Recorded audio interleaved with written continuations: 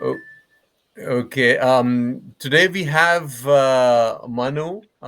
We have talked to Manu once before last year, and so it's my pleasure to introduce Manu to the audience. And I'll let Manu introduce himself as well, but just to kind of quickly add about Manu, he's a serial entrepreneur, currently the co-founder and CEO of AppEQ.ai, based out of Bangalore, and they've been doing great work. I've been working with them for a little bit now, so I know a little bit about AppEQ. But Manu, why don't you take a couple of seconds to introduce yourself and Yeah, tell the audience something about yourself? thanks. Thanks, Shankar. And first of all, thanks for having me here. And it's always a pleasure to talk to you. I look up to quite a lot of your blogs and writings about customer success. So brief about me, me and Rajesh started AppEQ around a little more than 1 year now, with the sole purpose of how do we give very accessible customer insights for people who really need them, which is the customer success, account management teams who drives revenue retention at B2B SaaS companies. So it can be any B2B companies, but primarily our target is B2B SaaS companies at this point of time. So before this, I was the VP of customer success, and at WhatFix, and I saw the power of, if done right, deployment of, you can say, customer focus. You invest the right effort and resources towards that, your revenue can actually phenomenally grow just from the your customer base. And with that learnings is what we are looking to share with people who are passionate about uh, driving value for customers, but also about the revenue that comes from such an initiative, which is equally very important for organizations. Yeah, so that's a brief about me, Shankar. Okay, yeah, that's good. That's good. So Manu, let's start with actually, App EQ, and some of the recent, highlights or milestones that you may want to that you're proud of, your team is proud of. You were just telling me that you have now grown in size and moved into a new office. So Yeah. you just want to kind of quickly talk about the highlights. Yes, sure. Thanks. So first of all, AppEQ, what do we do is, we look at the data, enterprise data, and try to make it very easily accessible for the account management and the CSMs to drive their revenue retention as well as account growth, efforts. And this was when we last met, Shankar. We were having a very concept and a very, I would say, MVP version of that initially, just to test this hypothesis and concept, telling that, hey, you have already a lot of enterprise data which are probably siloed, or maybe it's boxed within one particular system, but which other teams probably can help to drive this whole retention as well as growth initiative. And the reason why we felt that this access or ease of access is important is because we feel that uh, customer success is not a very specific department, but it needs to be driven up by across teams, whether it is right from people who are driving uh, campaigns for the right persona, or the sales teams, or the account management teams, uh, or the support team, or the executives who actually needs to understand Pulse very at their fingertip, if they have that option, right? So that, how do we give this access very, very contextually as well as easily, right? So that was the first concept with which we started. And then obviously in this journey, as we reached this milestone, as we grew, we have added a lot of features based on the feedback that has come, right? So in terms of milestones, we have added a significant number of features. We started with this whole accessibility. Then we found that, hey, there is a lot of CTAs that are generated for the CSMs, account managers, and teams, but they are not effective, as much effective for people who are trying to scale their customer success account management teams, right? So it's not very effective. So how do you make it effective? So our contextuality, we are able to bring contextuality within an existing application, so that make it 10x much more effective CTS.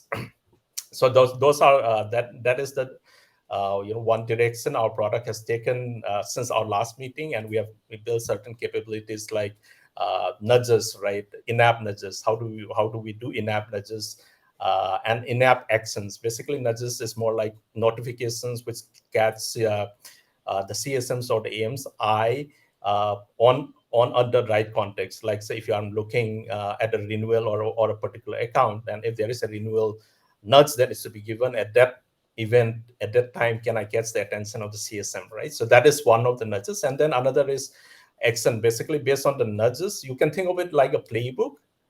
Most of the CS platform has playbook where you say that if this happens, do this. But then the playbook again is a CTA which doesn't. Where we were talking to some of the customers who were using this really expensive tools, and they're like, oh, the CSMs thinks that half our CTS that are generated are junk, and they are not looking at the CTS, and it's not effective because it's become a noise now. So then how do we contextualize so that it becomes very effective for the CSM? So that becomes, I would say, a little bit of a pivot from our earlier accessibility to how do we make it much more thing. So we have built around that. And then there is another interesting thing around, I think, the whole concept of AI. We also found that there is a need for not only the enterprise data, but also the third-party data to flow in for the CS and account managers to drive, the revenue retention, not just for churn prevention, but also the upsells and the cross-sells motions that is inherent to some the teams, the goals that some of the teams have. So what we have done is we have looked at some of the mechanisms to bring in the third party, and then again contextualize and send that. So those are some of the, I would say, product milestones. And in terms of other milestones, we had closed our pre-seed of around 450 billion, 450,000 USD, and and from a very highly respected set of people. We are glad to be backed by GSF, as well as Hiro Mashita and Mero Mashima. So these are great backings. Obviously, a lot from my previous company like Kadim and Vara have also backed us. So that is another milestones. Yeah, and then we keep adding some interesting logos as the customers that is a work in motion. But having said that, we are still in a product market fit. We are in a stage where we have migrated from concept stage to PMF, and then hopefully we are able to get that right PMF to say that, okay, this is the segment that we want to go after, and then we start our growth, early growth trajectory. So that's where we are working on right now. Okay, that's thanks, Mano. I mean, and congrats on the fundraise. That's always exciting for any startup to be validated, not just the money part of it, but just to be validated by people who outside of the founding team. That itself has a huge value to itself. You mentioned context and being able and kind of giving a way for the customer CSMs or account managers a context to what they're working on at the moment. And in terms of third party data, I mean, just to clarify, so you're saying that the nudges that can be based on third party data, or it's still kind of bound to the data within the platform? Yeah, so the nudges based on the third party is something which is not yet productized yet. We are still Okay. looking at the use case to say that what specific uh, data. So, for example, a lot of people are looking forward to nudges based on on the key decision maker or the champions changes in his profile. Like, so for example, he left an organization, it should not come as a surprise for the CSM, and that becomes a use case for you can say a bit on a churn prevention kind of a use case. And then on the other hand, you have a more of an upsell cross sell signals that you can extract from the third party, like say for example, hey, there is a recent funding happen, or a new set of department has been opened in certain regions and so on. These are signals which can be used for expansion opportunities, which is publicly available. So those are some of the things. So what we have done today is we have given some sort of you can say a very condensed information, and very almost like a click, a single click uh, data points which they can click and say that, hey, I would want to know about this company. Is it growing, not growing? Has there been a layoff? Like that is the kind of information that we have given. But the triggers is not yet kind of baked in. Currently, it's more information which needs to be digested and they can act on. And they can obviously ask a lot of questions. So the other challenge is like, okay, one first thing is we are uh, you can say curating some really frequently asked questions which can be used at the account level. The second thing is like we are also giving a platform where within their team they are asking very common questions, and that questions becomes a knowledge base for other people who are looking at that account to understand. So that becomes like one person asks one questions, Shankar will be able to understand that, oh yeah, this question was asked, and then you can just answer, refer to the answer, and then that becomes an information for you. So that is what we have done. And the trigger part is something which we would want to, before we build anything, we would like to have a very specific need and use case, and then only then we kind of think, because that's from an implementation standpoint, we feel that it's very easy, low hanging, but we need to make sure that the real value is something which we want to understand first. Yeah, no, makes sense. Yeah, so you actually make a good point. I mean, sometimes people talk lot about product market fit, but sometimes it boils down to, especially as a startup, to product use case fit Yeah. more than the market fit, because market is a nebulous concept at some level, right? It's what is a market? Nobody really knows what a market is, but that's anyway. That's just terminology. So kind of. Moving a little bit, in the direction of, startups, and because you just mentioned you raised money from very respectable, angels and investors. What advice would you give to other wannabe founders, or founders who are looking to raise money, or trying to get their proof of concept or MVP, as you said, into the marketplace? Yeah. First, I think anybody who is attempting to do something on the startup thing, I think they should plan for a minimum of 2 years.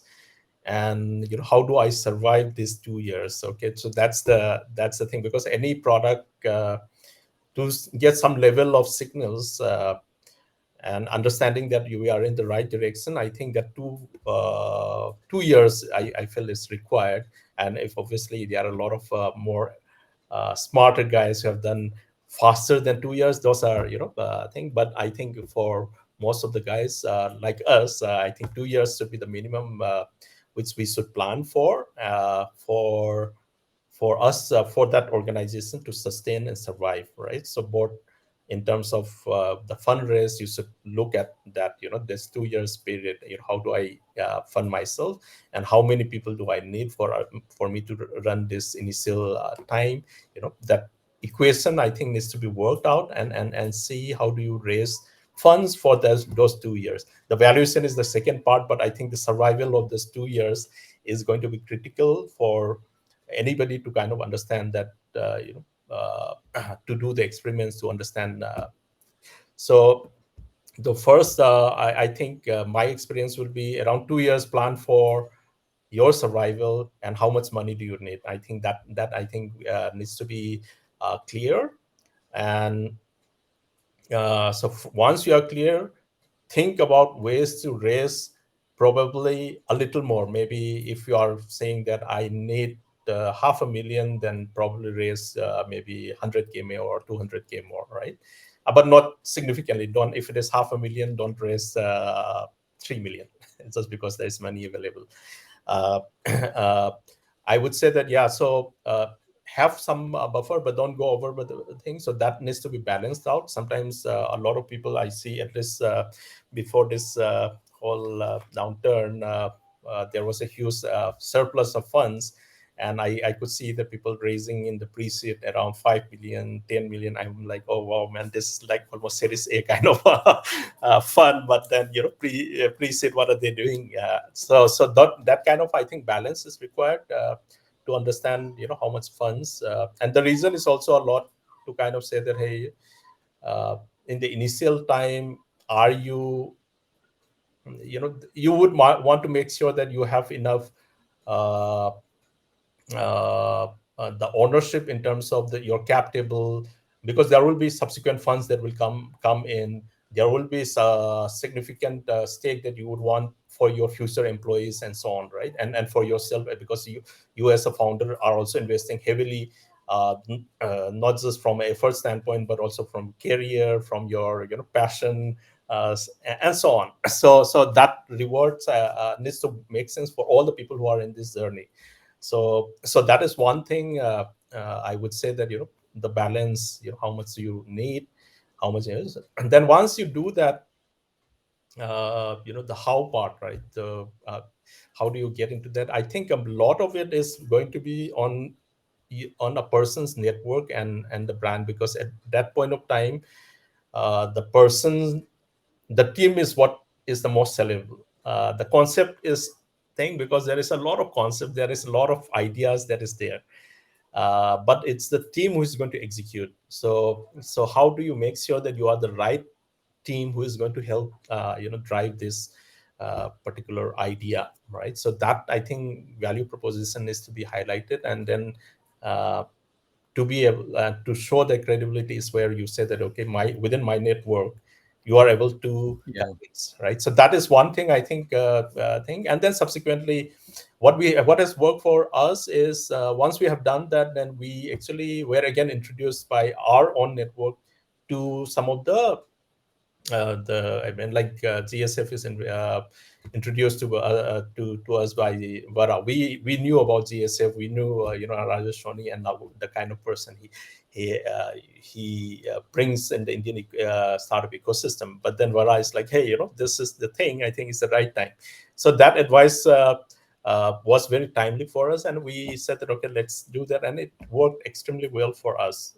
So I think for us to find that right partner in the ecosystem, who is that right thing. It did not be a huge, I would say, late stage. I think at this pre-seed stage, we require people who are also a bit, I would say, uh, not very risk adverse, who have the appetite to when you have a new idea, have the appetite to kind of say that, okay, let's see, this has a fundamental premise with which, the way we are working, it can. So that kind of people, I think, you require in a sense. When we are selling product, we are looking for early adopters. You can say that for investors, who are the type of investors who are going to come at the pre-seed stage, who are early, you can say, adopter version of the VC community. Okay. No, I mean, actually, you made some great points there. One of the things that I mentioned to founders who kind of approach me is that, especially product market fit becomes a big topic.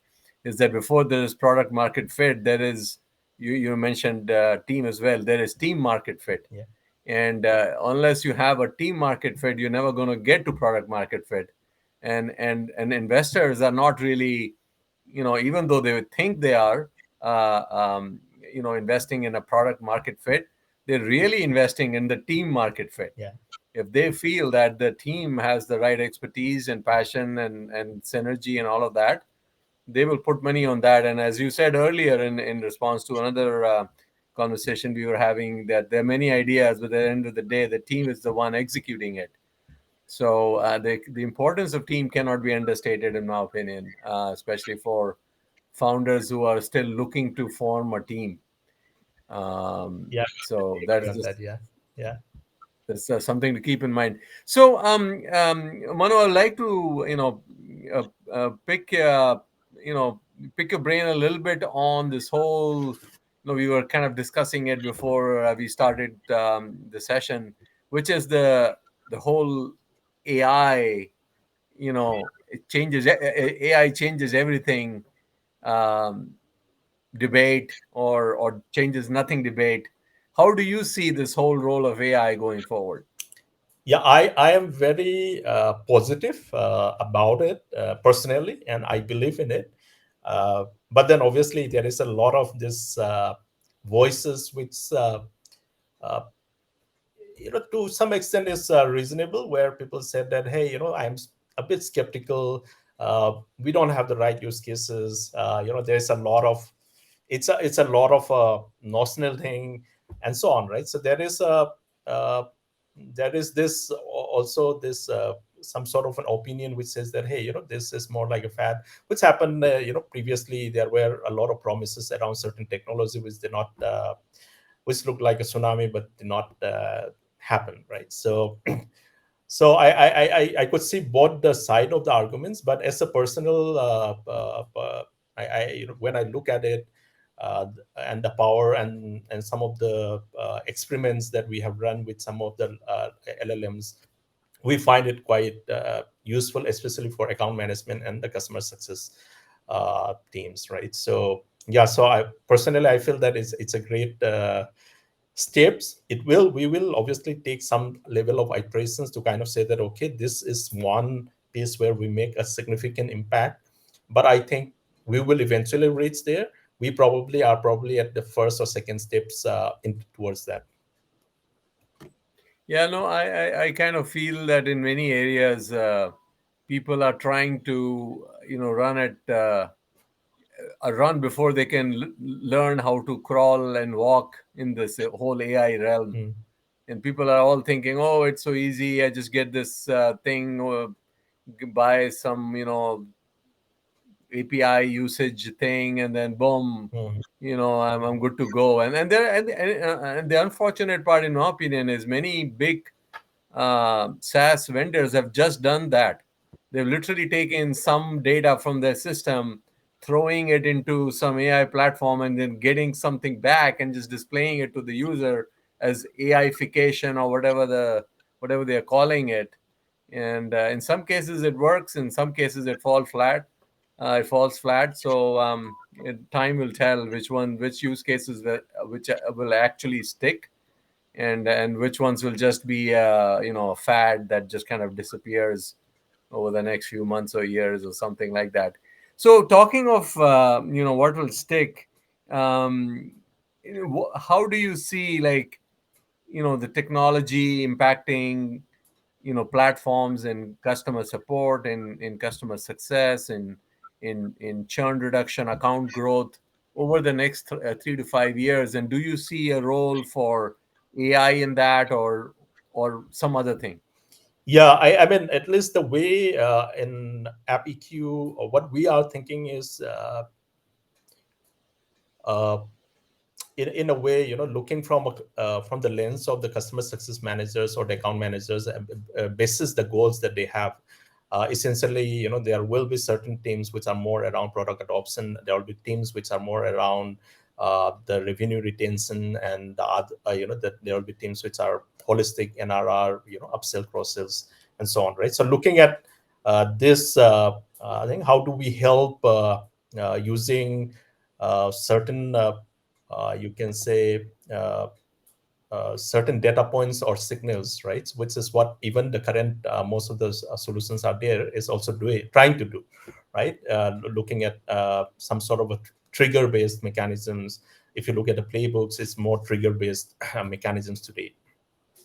So what we are thinking is, first, I think the first step is, can we see how do we model some sort of a co-pilot kind of assistive model to the CSM and account managers, so that they can maybe in a very easy way ask questions, things. So in a way you can say almost like earlier, maybe the CSM and the account managers needs to be really intelligent and ask that specific questions for them to get the right insights. Can we dumb it down and then ask only one level of questions, which kind of anyone can ask, like say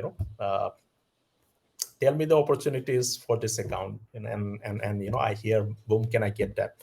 So whereas earlier people will say that, okay, what is the product uses? Has it increased? This is increased. And then he will infer and then he will take action, right? So can we dumb down the questions to such a level that the account managers and so on need not go into the details and integrities, but nitty-gritties of things, and then get that. And once they have it, they are good in their job, which is what, like, okay, given this insight, how do I build the right relationship, or how do I build the right value proposition?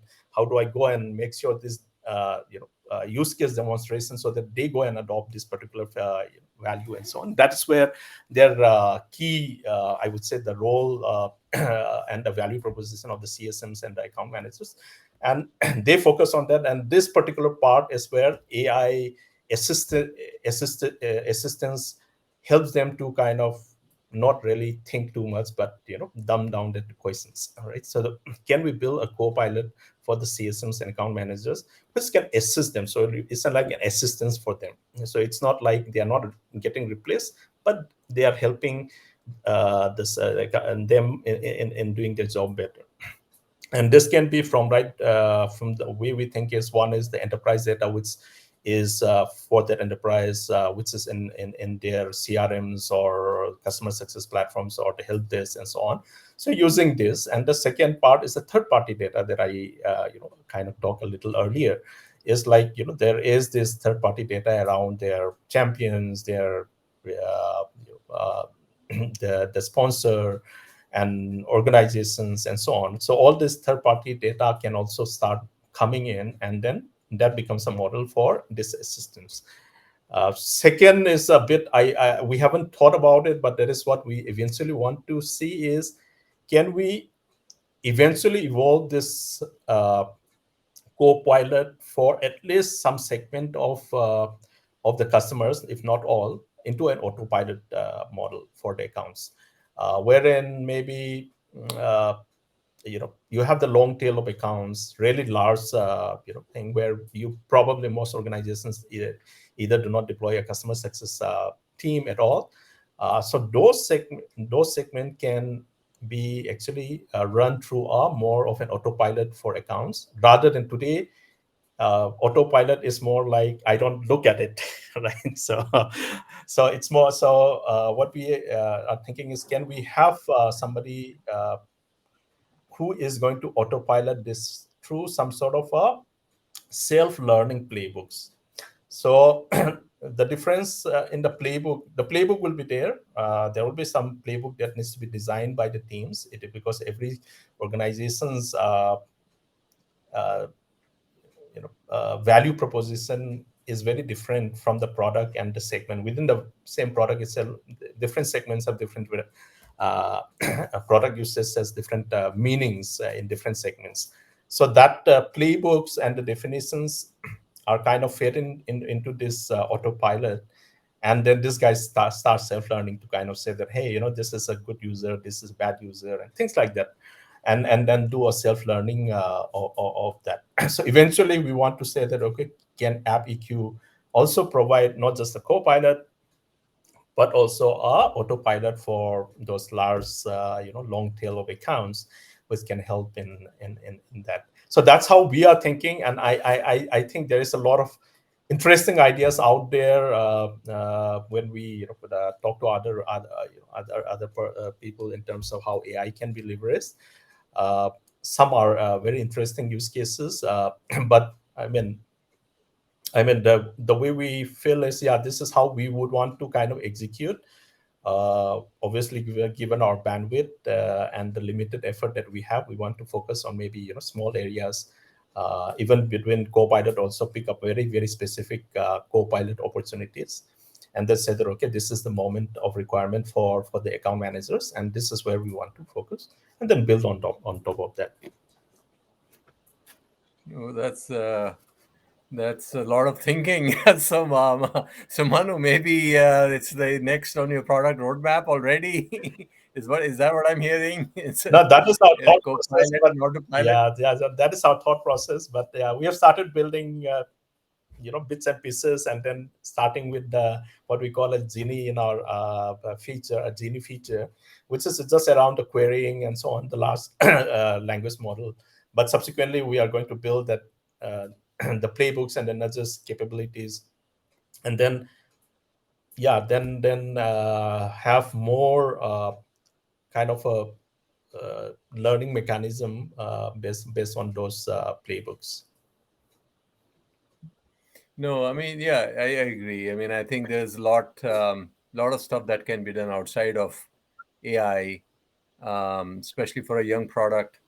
And I think there's a lot of value add that could be derived from AI. Generative AI is probably the easiest one to go after, and and I don't want to talk about other some of the other projects. I won't even call them startups that I've been kind of I've looked at in the last few months, and people are going really creative in bringing in AI, generative AI, especially for whatever reason, is the flavor of the at least the first part of the year.